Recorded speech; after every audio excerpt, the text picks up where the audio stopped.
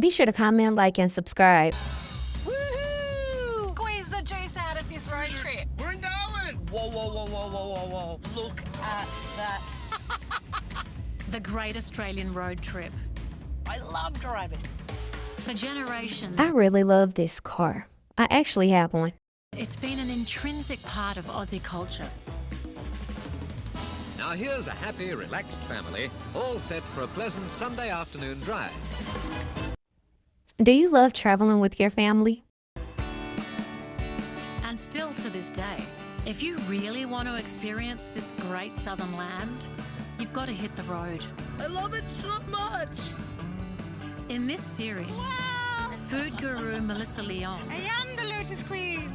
and comedian Nazim Hussain, People who are in comedy, there's something wrong with them. along with writer and performer Steph Tisdale, Oh my god, oh my god, oh my god, oh my god, oh my god, oh my god, oh my god! and me, Claudia Carvin, You look like an idiot. cruise along some of the country's most epic roads That's unbelievable.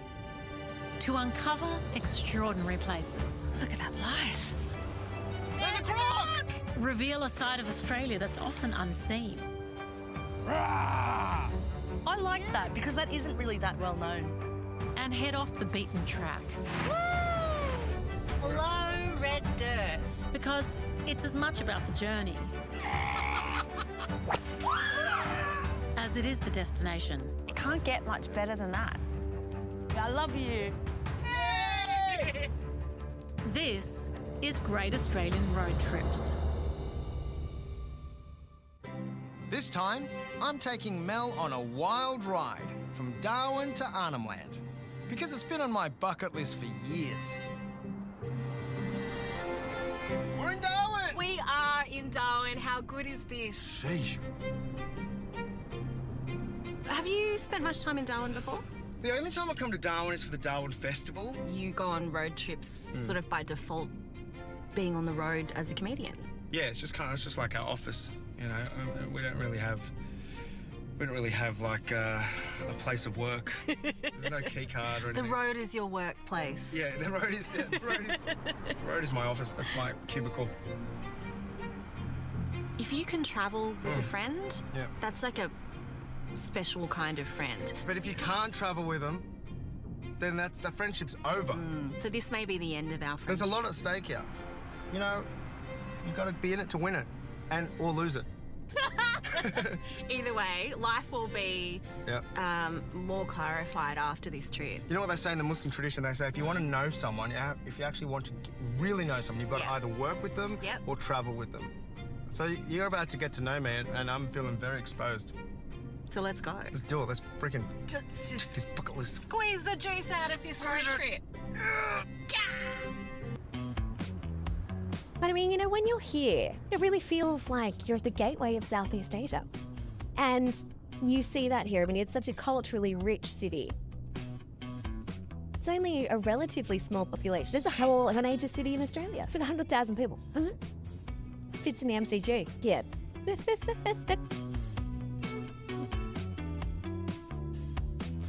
Are you Singapore Malaysian? Well, I'm Singaporean. Singapore Malay. Chinese. Singapore Chinese, Yeah. sorry. Yeah.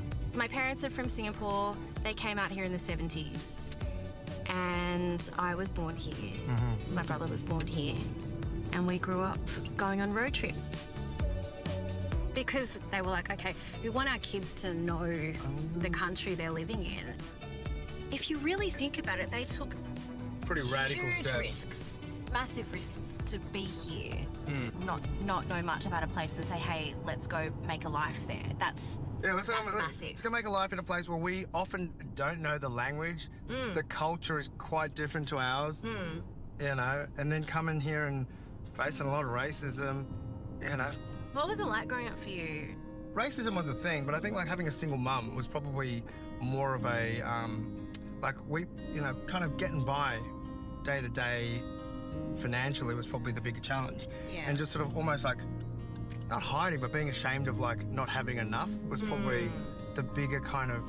So you would have, kids maybe say something that was a bit racist and you'd be like, you think that's a problem? That was upsetting, but it's also, but the bigger thing for me was just like, kind of like feeling ashamed of like being poor amongst friends who just made us feel like we had more than enough. So we would often... She just kind of made it a point. I still think like migrants often do. Yeah. Darwin is where thousands and thousands of migrants have arrived from Asia. My all-time favourite story is of the first Vietnamese boat to arrive in Darwin. It was 1976 and the young captain had never sailed before.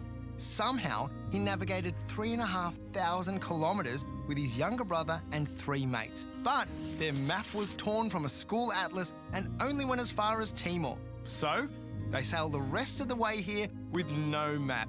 And they survived.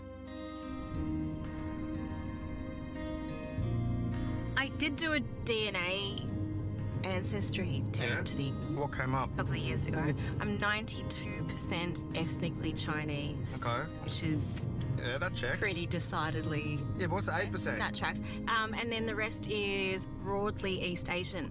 There's heritage from Vietnam as well. Whoa. So, yeah. So 92% So, like, Chinese. I'm pretty damn Asian. So, Naz, Yeah. what are you looking forward to seeing on this road trip? Because I just want to just get out of... I just want to just hit just those dirt roads, just those long roads, see some great Aussie scenery. I'm also real pumped about going to Arnhem Land. Have you been? Never. Neither have I. Super excited. Yeah, like that, for me, when you say Arnhem Land, it feels like proper kind of outback Australia, First Nations culture. You need a permit to get in there. Water holes, crocs. Yep.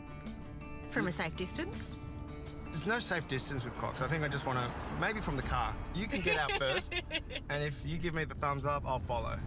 I'll be the... You can be the canary in the... The canary in the mine. No, I feel like I've got to be a good friend. That's okay. Get out together. But I'm a city guy, and I have no exposure to Australian wildlife, and I'm at this age, and I feel like this is almost the first time I'm actually going to go out there and hopefully get face to face with some of that. Automatically, so much calmer and... I know. Just chill. I feel like I'm on holidays already. Yeah.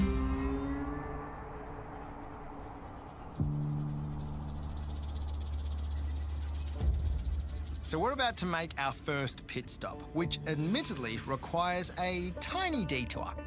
I just reckon we should embrace Aussie culture top-end style. And this bloke we're about to meet seems like he's from Central Casting.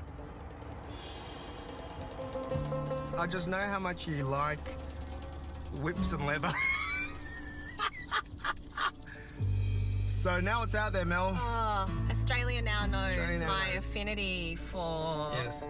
whips and leather. I mean, and if you don't, this is a really inappropriate suggestion for me to take us. We're going to get whipped or we're going to learn how to whip. Really? Yeah, and this guy, he's a character.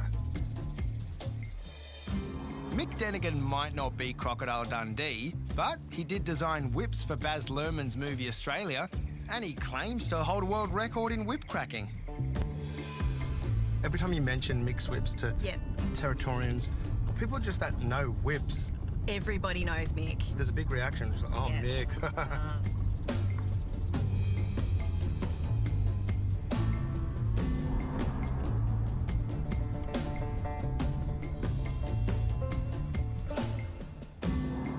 Okay, we're in the right place. I think we're in the right place. Mick.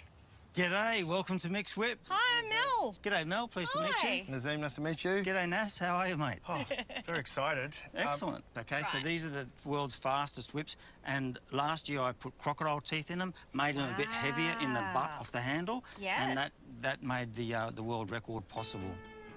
So, Mick, can you talk us through the anatomy of all the different parts of one? Sure. This one, Mel, is a bull whip, originally having a bull's pizzle in it. What's a pizzle? It's its penis. Oh. This is a stock whip. Stock is an old word for handle whip. Okay. So the stock whips are mainly an English design, and the bull whips are more an American design, but because they're kangaroo, we tend to call them Australian. Kangaroo is the strongest lightweight leather in the world, and it makes the best stock whips. Because it's different parts of the whip, obviously. Correct. This is called the thong. So thong means strip of leather. Does That's it? called the thong. Yeah, same as what you wear on your feet. Okay. This is the tail, just like kangaroo's got a tail, and this is the cracker. All right. Crackers were originally made from horsehair, and they travel faster than the speed of sound and make a sonic boom. Right. And that's what scares the cattle, etc., into moving. You're not actually hitting the cattle, it's just making a sound that gets them to go, Yeah. gotta go. Yeah. The drover has been an intrinsic part of Australia's history since the early 1800s. Stockmen used their whips to move mobs of cattle to market or in search of food or water. But that effectively ended when road trains emerged in the 1960s. Nonetheless, droving has inspired famous poems, paintings and films from this region, notably Hugh Jackman as the drover in Australia. Can I get this key? Is this keyring? What is it? So that's a special award for somebody who can crack the whip with the right hand, swap it into the left hand. Oh, so can I just buy this?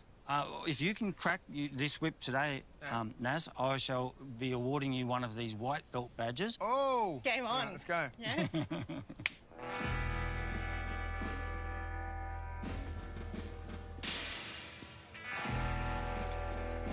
Okay, Vic, you're going to show us what you've got. Okay, well, this is the fast whip cracking, and then we'll teach you how to do your whip cracking.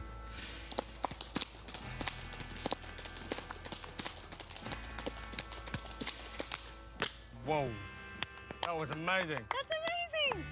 I'm terrified. So we'll just, because it's brand new, but I'll just crack it a couple of times for you to run Thank it you. in. And then I feel like, you break in the whip for us. Okay. Yeah. Thanks. This is the first time it's been whipped. So this is a bit longer, so it's a bit slower. Everything's slower. Whoa. But that's what we're looking That's at. louder as well. 1, 2, 3, and back. See the follow through? The follow through is what cracks it. That was just a bit of. I feel like I'm going to... Oh, Mel's going in. Do I go in like that's like the... Yep. No, that feels very, like, ranchy. Feels very... Cowgirl. Just wait for Do you really Todd. want to be this close? Do you... Oh, my God. Okay. This is where you want it to crack here. You don't want it to crack out there. You want it to crack here. Yeah. 1, 2, 3, just crack it, and then swap it this time. Okay. 2. Okay, so that was you got to get the timing. So just a bit more Vegemite, Mel. More Vegemite. hey, This is it. Like, it's because I don't eat enough Vegemite. That means a little bit faster. 1, 2, 3. Okay, Oh, yeah. you did it! 1, 2, 3. Excellent left hand. 1, 2, 3. Yep, beautiful. 1, 2, 3. Oh, well done, well done. Okay, Can I do Mel. it? Mel. Hey! Worldwide Whip Crackers, white belt badge. Thank you. My pleasure. Oh, man. 1, 2, 3, and then back.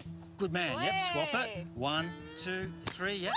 Okay, now this time we don't want to hit the ground. So all you have to do, Mass, is out to the side. All right. 1, 2, 3, out to the side. Perfect. Yep. 1, Didn't hit 2, my head that time. 3.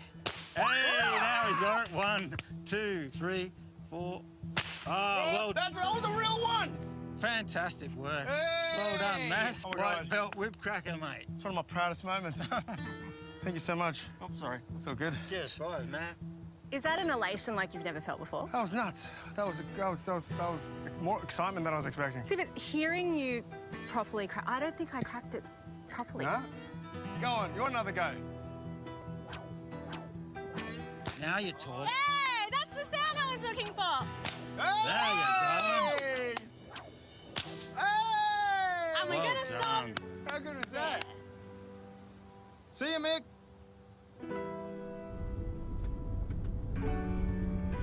That was so fun. It was like as soon as you get that first, Oh, it's such a sense I of was all in. achievement. Yeah.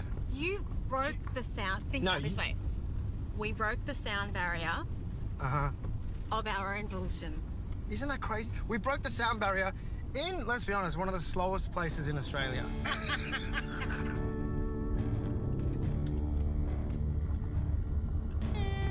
How wonderful is humidity? It's really, I'm from Melbourne, so this is a shock to the system. Genetically, I should be very comfortable. We should both be predisposed to this. This is our birthright. Have you heard of this term, going troppo? I've heard about it. I don't know if it's a real thing. Like, what is it? Well, the way it was explained to me is just before the monsoon season starts, when the storms are building, there's more humidity in the air, people tend to go a little cuckoo. Oh, so it's the humidity driving people cuckoo. Too hot and humid to be normal. So it's like a thing. This person's gone tropo. Gone troppo. Apparently, the earliest evidence of the use of the word tropo can be traced back to 1941, when Australians were fighting World War II in the Pacific. That's according to one of my favourite places, the Australian National Dictionary Centre. It was used back then to refer to someone whose mental health had been badly impacted as a result of spending too much time in the tropics. I wonder if it's like a legal defence in court. You know, why didn't you pay your parking fines? In his defence, sir, He'd gone troppo. Gone tropo. Sheesh, it is bloody hot. So I'm taking Mel to Berry Springs to cool down. It's a natural swimming hole, but you can only swim here in the dry season because in the wet season, it's full of saltwater crocs. Now, if I'm being honest, I don't know if this is a good idea anymore. I'm not a swimming guy, naturally. Actually, I was the only competitive swimmer in my school because... I love how you quoted yourself. Competitive brown swimmer. As in competitive in that, like, I was the only guy that could make it to the end without getting puffed out. Who was also brown. It was also brown. Okay. All the Asians were really good. Yeah. Well, many of them were. Yeah. And white kids smashed it. I went to a nerd school, Melbourne High. Yeah. And all of the brown dudes in my year level just couldn't swim. They were land-based brown. They were land-based brown people.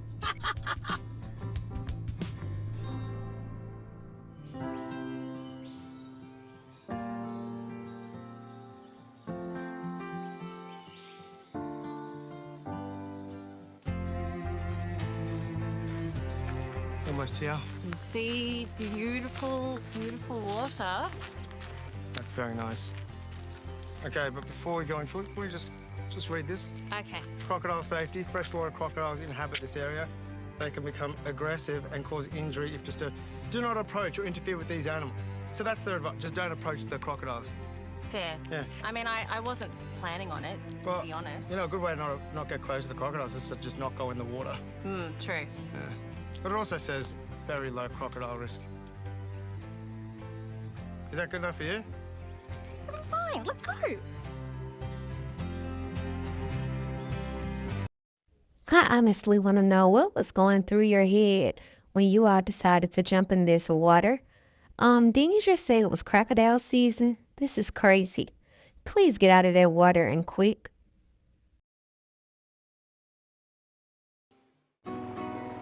Coming up, Mel and I upgrade our wheels to get up close to some crocs. And we get a fashion makeover.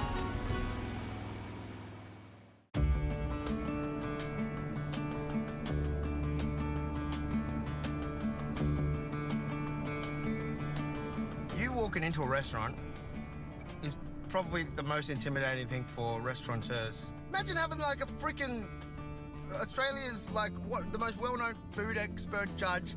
Look, it depends. But you make people feel cool and chill. Like my mother-in-law's cafe, like she's a big fan of yours. And you just came in and she was just like, oh my God, listen, I'm just dropping in. I'm like, yeah, don't worry about it. She's cool. And you were very chill and made her forget that you were who you are. I'm still wondering how Mel feels about being such a recognisable food icon. I would not want people to feel scared or intimidated or repulsed by my being there. Gordon is, I mean, when Gordon walks through the door, he changes the molecules in the air. Like I feel like sometimes I can like slink in and no one's gonna notice. Yeah, that's just super. I feel like I have a cloak of invisibility available to me sometimes, which is nice.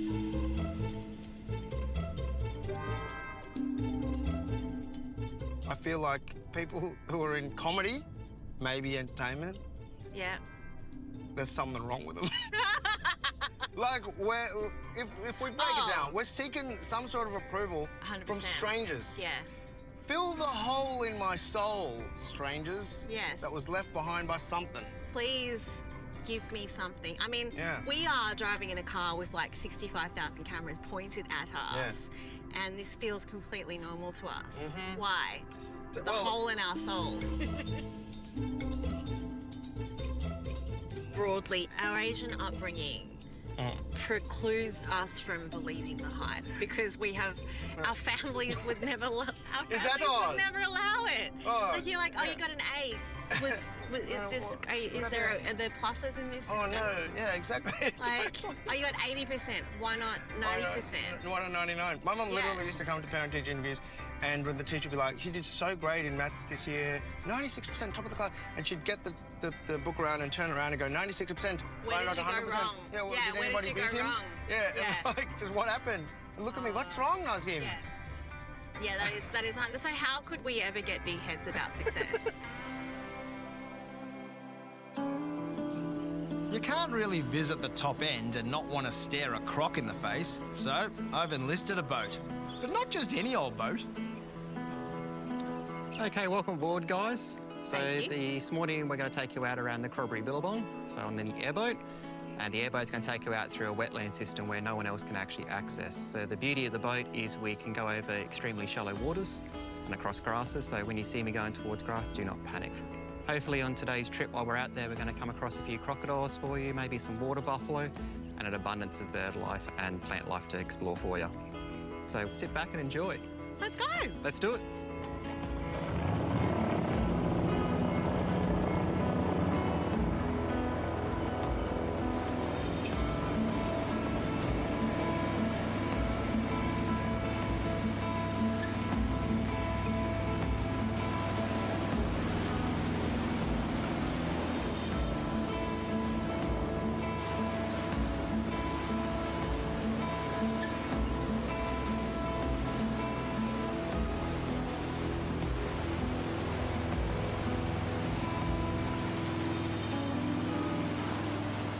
There's a dude over there that looks seriously out of place and very, very far from home. Water buffalo are originally from where my people are from, the Indian subcontinent.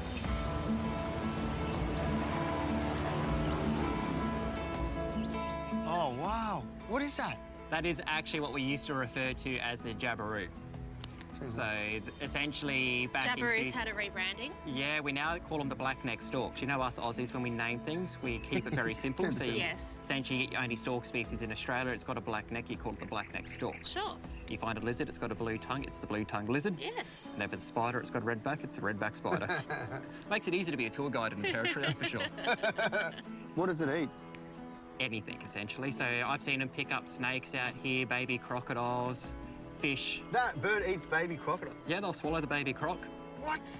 Their beak is actually stronger than tungsten steel. Sheesh. And they can drive that through a crocodile skull, punching through the brain, killing the animal instantly.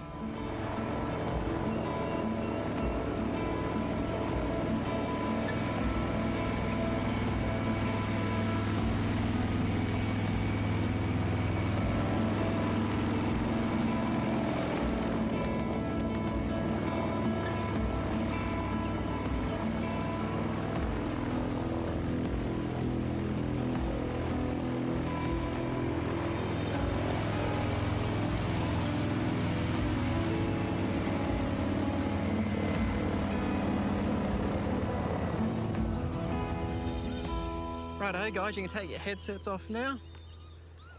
So these plants that are around us here, they're the beautiful sacred lotus lily. So if you've heard of the big lotus festival in China and Japan, this is the plant that festival's based around. So what I'll do for you is I'll just grab one of these lily pads and a flower for you. Oh. Whoa. Smooth. Hey? Thank you so much. Yeah, You're very welcome. Beautiful. And just for you, I'll give you a leaf. Thank you so much. So with that leaf, have a feel of the texture on top of that leaf. You'll notice how it's over 100 million hair follicles sitting up, forming a bed of nails. It's really fluffy. Yeah. Do me one favour. Stick it on your head and tell me what you notice straight away. Oh, no. Oh, it's quite relaxing. Feels So the quite chill. temperature underneath the lotus is actually 2 to 3 degrees cooler underneath that leaf than what it is in the open air. And that's because that leaf actually blocks out 100% of the UV rays. Really? This is like a bush hat. Yeah, nature's a cubra. Can I try? Yeah, go for it. One size fits all only comes in green, and after 20 minutes it will mould itself to the shape of your head, so you do get a custom fit as well. Really? Wonderful. How do I look? Perfect. Yeah. I am the Lotus Queen. So that roughness we were talking about with those hair follicles, great. what they actually do is they do make these plants ultra hydrophobic. So what that means is, as you can see, the water sits on top, and as I swirl it around, that water isn't sticking to the leaf. So even if I force it in, bone dry still. Wow. So cool. It's hydrophobic. Yeah, NASA is actually using these hair follicles on the space shuttle to stop space dust from sticking to the spacecraft. Is that right? So what they do is, under a high-powered microscope, they shave these hairs off, add it to the paint, which is then applied to the spacecraft. Now, inside the stems as well, see these fibres? He gave it to you, not me. Yeah. So that fibre is actually the world's most expensive fabric, referred to as lotus silk. Really? So a lotus silk scarf will set you back anywhere from 2,000 to 5,000 Australian dollars. Reason it's so expensive is there's no machine which can actually extract the spider's web or the lotus silk. So what they have to do is manually pick it in the fields over in Burma. Wow. Look at that. It's so cool.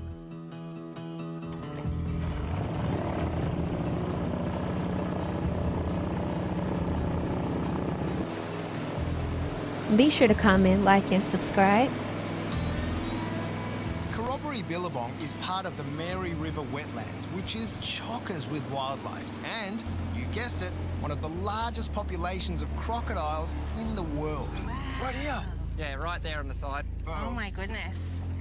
What are the crucial differences and obviously size between fresh and salt? So the freshwater crocodile has a maximum bite force of 220 kilos at 3.2 metres, which is their maximum length that they'll get to. Yeah, it's very small. I tell people they're vegetarian crocodile species because they don't eat humans.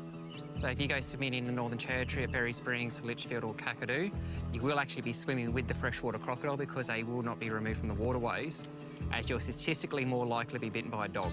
Wait, so freshies are not a threat to people? No. So if you gave me the option of getting in a swimming pool with 500 freshwater crocodiles or one saltwater crocodile, I'm choosing the 500 freshwater crocodiles. Paul Hogan's Crocodile Dundee catapulted this corner of Kakadu National Park onto the global stage. The movie was so wildly popular that the Has anyone else seen this movie? Let me know in the comments. park even offered Crocodile Dundee tours when it came out in the mid-80s. It earned almost $50 million, still the all-time #1 Aussie film at the box office. It's getting a bit toasty out here, so Mel and I decided to test out Jake's tip. They really do mould into the shape of your head.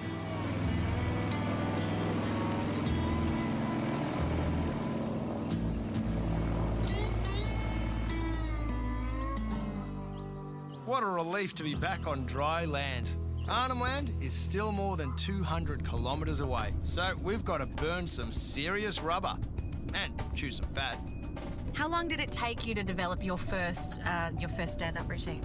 Oh, I was sort of mucking around in, in like community groups, just like when the projector would break down, it'd be like a trivia night or something. Be like, Yeah. Nazim, get on stage, quick, talk to them, waste time until the thing, and sort of just get up on there. So you'd have to just get up and tap just dance. make fun of people. Hey, look, hey, this uncle is so bald.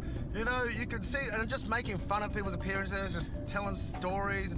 And I didn't really know that there were lines, boundaries that you couldn't cross, that were, mean stuff. Oh, what's it Saying called? Punching up? Punching out. I was punching myself and in every direction. Coming up, we finally make it to Arnhem Land. Stay away, Crocs. But not without a fright. Yep, this is when she realized she messed up. There's a croc!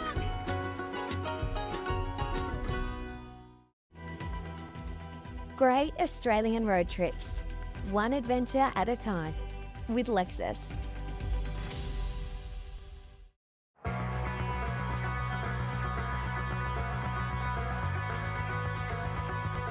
What do you know about Arnhem Land? Well, I don't know a whole lot, to be honest. I know that Yotha Yindi comes from there. Yeah. Treaty, first song to hit the charts? First song to hit the Australian charts, and I think chart also globally. Yeah. In terms of pop music made by Indigenous band members. Yep, struck a nerve with people globally because of its political message as well. It was a great song, very catchy. Extremely catchy. Like You say it, anthemic. You say treaty and it's playing in my head.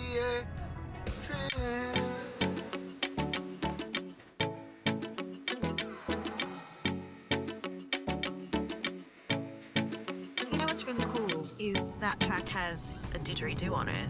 Yeah. And didgeridoos come from this part of the world. Are you serious? Yeah. Wait, didgeridoos come from Arnhem Land? Yeah. It's so amazing going to like... Let me know in the comments if you all like so taking much road culture. trips with your family. I find does them to treaty be mean really, to you? really fun. That's a big question, Mel. You know, I think when we look to New Zealand, in many ways, the way that First Nations people there and non-Indigenous people have been able to reach a sense of reconciliation. Yeah. Almost like equal partners in land and in self-determination. I mean, to me, the notion of treaty is pretty simple. It's an acknowledgement of sovereignty. It's a formal agreement to say this land was never ceded, right? Because I think, you know, for Sri Lanka as well, like, you know, we were colonised multiple times. So when you are in a post-colonial society, understanding whose land you are on and having to fight for that freedom and independence gives you a greater appreciation of what it means to be free. All right, we're almost there. Arnhem Land beckons. But to get there, we've got to drive through a river full of saltwater crocs. If we make it across, we'll head to the first community up there, Gumbalanya. It's unlike any other kind of state or province in Australia that you got to cross into. There's a crossing. I've seen photos of it. I can't think of scarier types of crossings. But it kind of sounds like it's a made-up thing, like it's some sort of fear factor challenge. Okay, it's crossing! Woo! Can someone please in the comments, please tell me what possesses people to do this? This is extremely dangerous. I would never, ever, ever, ever try this. Why? Please tell me why. Why? What do crocs eat? I know they eat tourists Everything. a lot. Crocs are apex predators, so they eat everything. If for whatever reason Yes. you are face to face with a croc, Yeah. what are you going to do? I don't actually know. Let's ask an Thong? expert. I reckon use your shoe. Do what our mums did. I do know from being up in the Tiwi Islands that if you are in croc territory, don't splash the water because that's mimicking an injured wildlife that's easy prey. So don't do people that. are injured. All right. Don't do that because it means maybe a fish that's thrashing about that's easy to catch. Or Arrived at the edge of the East Alligator River, where swarms of hungry crocs meet up to feast on mullet and barramundi at the turning of the tides.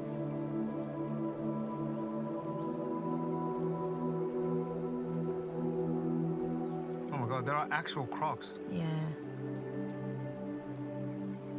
That's a real salt. See? There. They're saltwater ones. These are saltwater crocodiles. And which ones eat us? Saltwater crocodiles. And you've eaten good food over your life, so you probably taste good. I don't think they take a nibble and go, don't feel like Sri Lankan food. They're not today." bigoted, they're just non-discriminatory.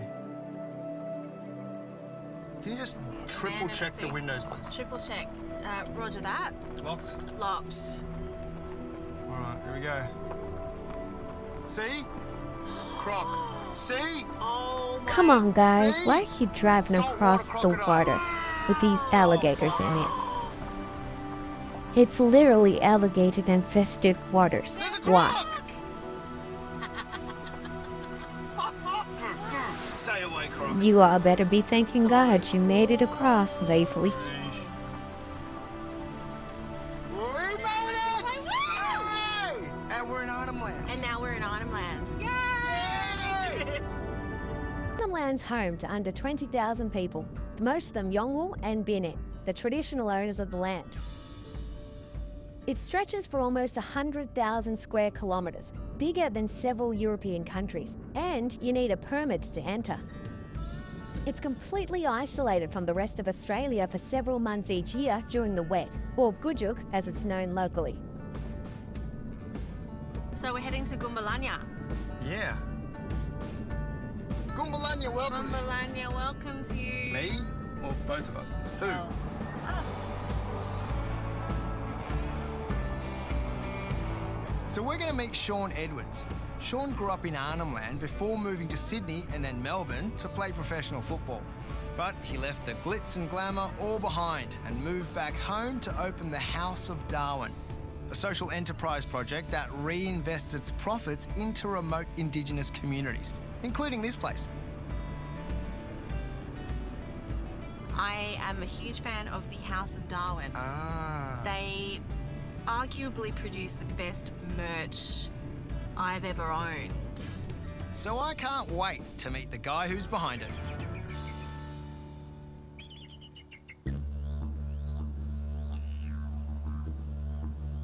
Did you grow up here? My granddad came out here in the 60s and 70s, and then have always had a personal connection to Gumbalanya. I grew up in a couple of different houses around the Billabong, and then always, been coming out here my whole life. Probably go through Gumbalanya 10 times a year to either go fishing or see family. And your mum used to run this rec centre. You have quite a special relationship with right here. Yeah. So growing up, my uncle actually used to live in this little demandable. Uncle Jono used to live in that room there. So, and then Mum used to run the youth centre when it first started. So everyone still knows my family. Yeah, I've probably got 20 or 30 direct bloodline relatives that live and call Gumbalanya home. Given how remote Gumbalanya is, a rec centre like this takes on a whole other meaning of importance in the community, right? Yeah. The basketball court isn't just for basketball.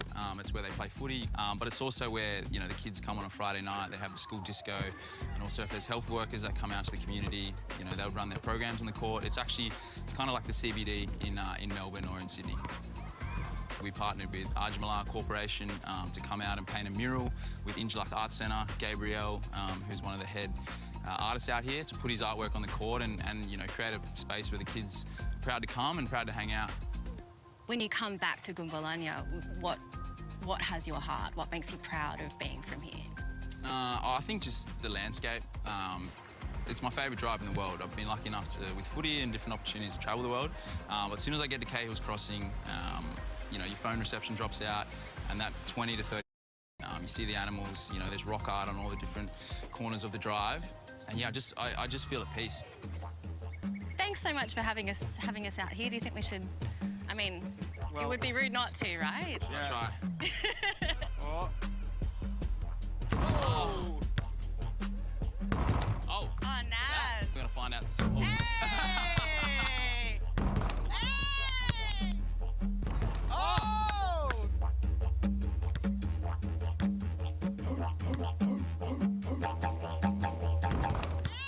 Coming up, Mel and I get to feast our eyes on an epic gallery. Well, look at our common room. And a $1 million view of Arnhem Land. Welcome home, guys. This is beautiful.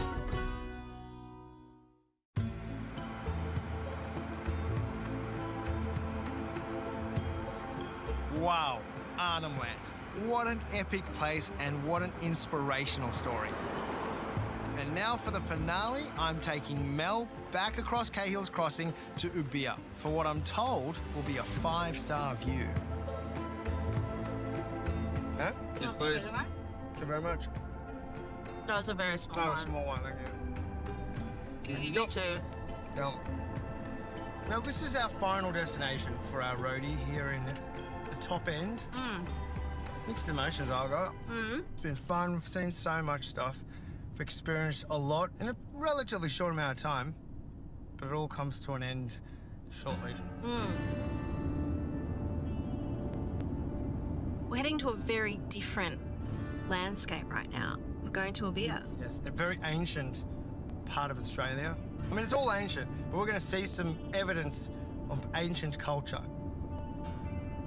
Over 20,000 years ago, the Gagaju people lived here in Ubia. It boasts some of the world's most outstanding rock art and is one of the reasons for Kakadu's dual World Heritage status.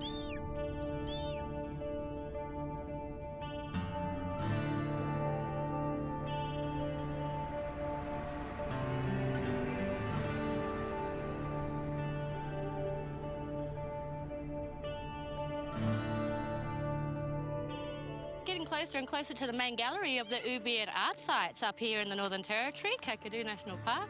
I hope you're going to enjoy the site like I have my whole life. Yeah. I reckon you're going to see some unique artwork that definitely is going to make you smile today. Tash, how old is the artwork here, roughly? Well, the general census of rock art is usually around 60,000 years old. But, you know, you can go anywhere from 20,000 years to at least 120,000 years. Wow.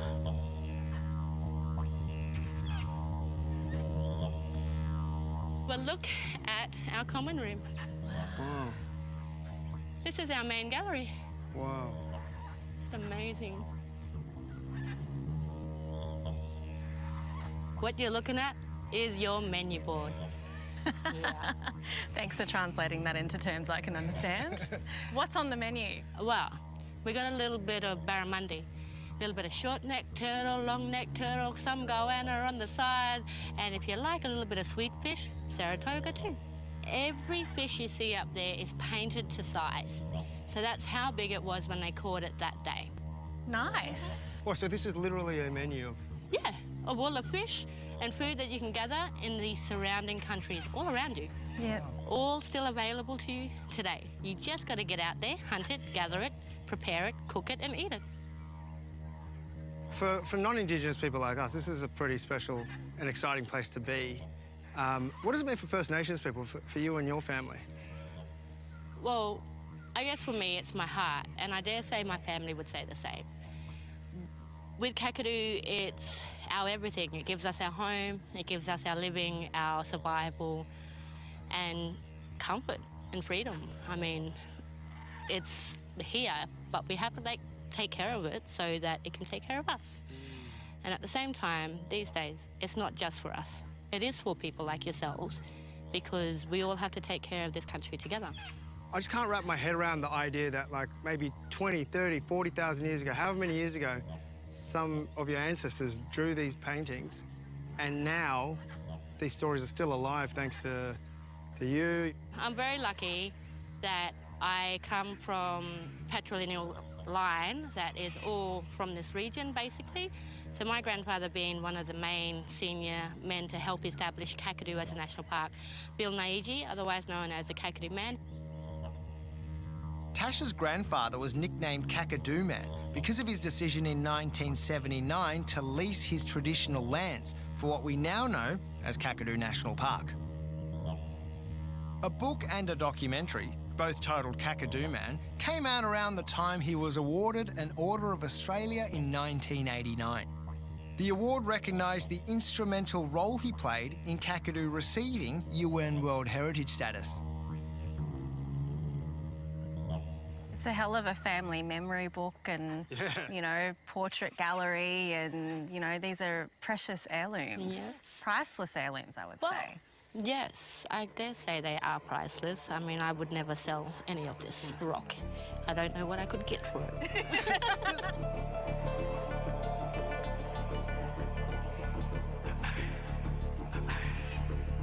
Okay, let's get out and go and look at some creation time. Oh, awesome. Otherwise, we're going to miss the sunset, the best part of this country.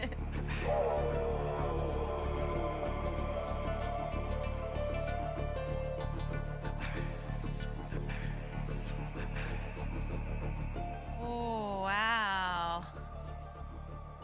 Welcome home, guys. What a backyard, Dash. Gonna help me mow it? Yeah, why not? Gotta earn my keep somehow. We do burning, see? Yeah. Thanks, Tash. This is beautiful. Very special. It definitely is. This area is shared by 3 clans, the Bunich, Manilagar and Manjundong. And we all take care of the stories, keeping them alive. We take care of the conservation around these sites, as well as enjoying keeping the stories out there for all our next generation and visitors. On top of the world. We're on top of the world. On top of the world. Thanks for taking us to your home. Thanks for sharing it with me.